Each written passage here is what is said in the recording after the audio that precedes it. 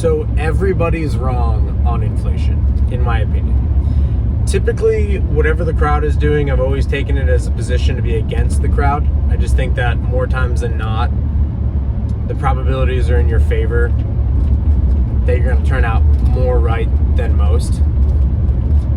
Also, I just think crowds are idiots. Like, the idea that crowds know anything is pretty ridiculous.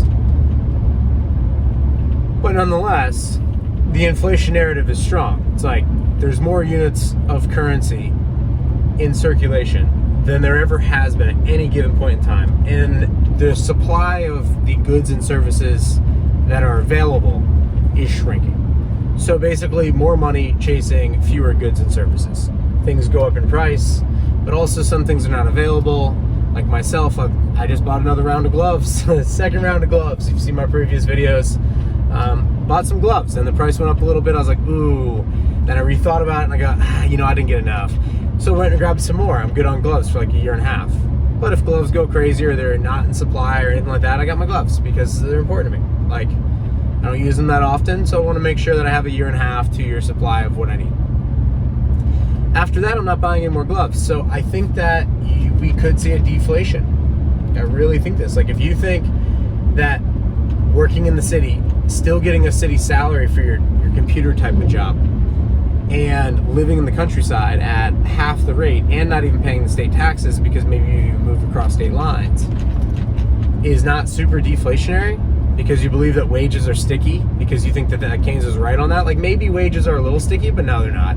Like, people will, as long as wages stay flat, they'll accept it.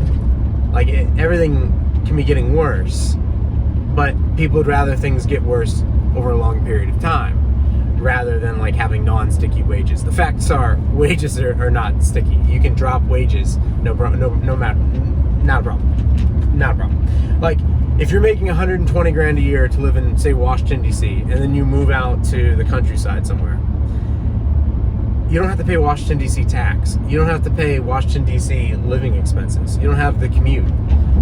I don't have to pay you 120 grand a year anymore. I pay you 80. But now that you're not here, I can hire from a bigger pool. I have a bigger pool. Well, like, that brings everybody into the mix. People that are not national, like people that are foreign currency paid. It can be even nationals that are not working inside the foreign currency. Like, they're getting paid in whatever they want to get paid in. Ultimately, a super deflationary situation. Like, you don't have to pay the chick doing van life as much to do the same job that you'd have to pay someone before.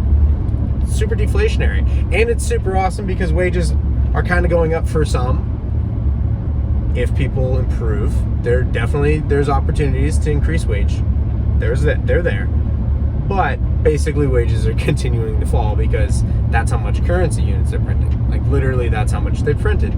Like, since 71, like, airplanes don't fly faster. They don't get better fuel mileage. We've just been in this weird, like, some things have happened, like the World Wide Web, like, we have social media, we have, like, we have GitHub, whatever that is, we have that, there's Uber Eats, so you can order food. My understanding, you can do that now.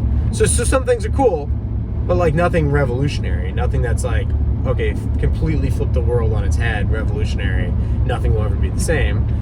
The cryptocurrencies are interesting because that's in process, that's definitely happening. So all of these things are there, and it's going to create bigger, larger networks of people that are spread out geographically anywhere. It's super deflationary, at least on the wages. I mean, oil might go through the roof, but not because the supply is even. It's because supply is perfectly kept tight. Like, if you just let it be a free market, oil is going to be deflationary for a long time. It'll always be cheap. Like, it'll always be cheap. It'll just not be as good as other options given a free market long term. Like who wouldn't want, like, the biodiesel electric truck? Like, that is just the gnarliest truck ever. Like, everyone would. Like, the biodiesel electric truck has like a 5.9/12 valve, like, eats anything that you put in it. Also mainly basically electric. Like, you just use the 5.9 to recharge or, like, power through whatever you need to do. Like, that would be also an awesome technology jump that we still don't have. So prices of goods and services are continuing to go up. Yeah, there's the illusion that there's more of them, but not really. Airline travel sucks. Like, it's so much worse than it was 50 years ago, and I wasn't here for 50 years ago. I can tell you, it's definitely worse than it was 20 years ago. 20 years ago, it was kind of fun. And, like, 50 years ago, like, those just fairy tales my grandparents told me about how air travel was baller. But not now, right? So there's a contraction. The wages are falling flat. Ultimately, trend line. And something will eventually pop it out. Probably it'll just fall. And then eventually just come back from there. So these things are deflationary, man. Like, unless they somehow literally give people free stimmy checks all the time through a digital currency or whatever, you're not getting any hyperinflation, man. I don't think so. Nobody has any real money in America. Like, nobody has it. So I don't think so.